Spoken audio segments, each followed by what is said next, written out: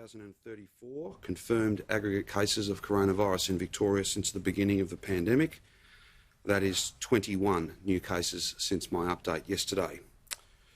13 of those cases are linked to known outbreaks and complex cases. 8 are under investigation by our public health team.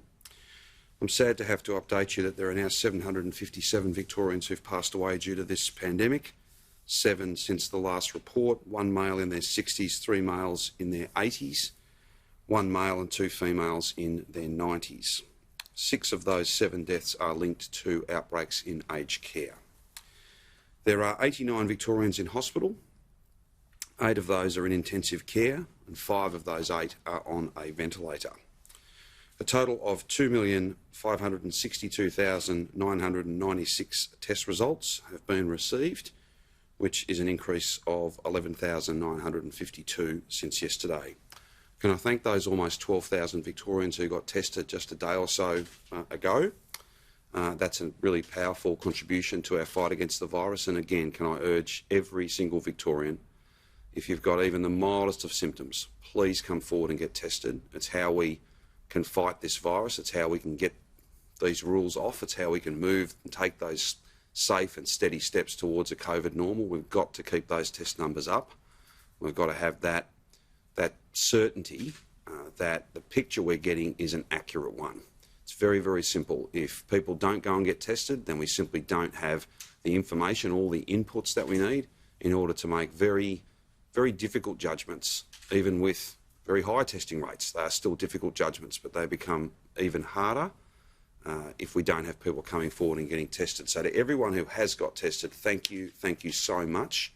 And to anyone who's got symptoms, the only thing to do, don't wait till Monday, don't wait a moment, go and get tested. There's more than 200 sites.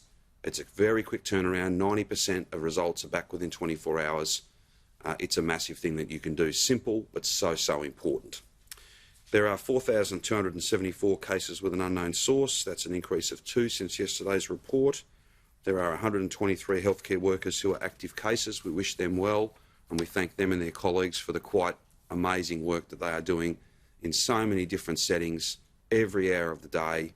It's truly impressive, and we thank all of those health heroes for their dedication. There are now 834 active cases in Victoria. So that number continues to fall. In terms of the metro-regional split, there is 8 of the 21. There's 18 in Metro Melbourne, 1 in regional Victoria, and obviously a couple that are subject to further work, just to work out exactly where they have actually been, rather than what their address might indicate.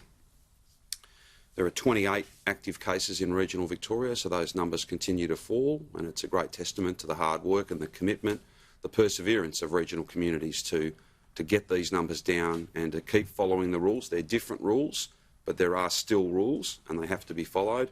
And all the reports that I'm getting from regional Victoria throughout this week as they've opened up are very, very positive. But everyone has to remain vigilant. Everyone has to continue to practice that good hand hygiene. Go and get tested if you've got symptoms. All the different workplaces with rules, COVID-safe plans, they're there to keep you open. They're not there to close you down. They're there to keep you open. And if all of those steps are followed, if people take this seriously, and despite the fact that regional Victoria is in a very good place, the virus is still out there, even in very, very low numbers. So it's very important that everyone follow those rules and those steps. In terms of the rolling average, 5 September to 18 September, Metro is 39.3. Regional is 1.9. So this strategy is working. Those numbers tell a powerful story of what can be achieved when you stay the course. When you don't get sidetracked by some of the loudest voices, who I understand are hurting and want to open up. We'd all like to open up as quickly as possible, but we won't be open for very long if we don't first get these numbers down to a low level. And I think I'd say to everyone watching and listening right now, logic, common sense, international experience, our own experience shows us that you can't hope to keep numbers low until you first get them low. That is just an undeniable fact. And if we were to open up far too early, some would be pleased, but they'd be pleased for a short period of time.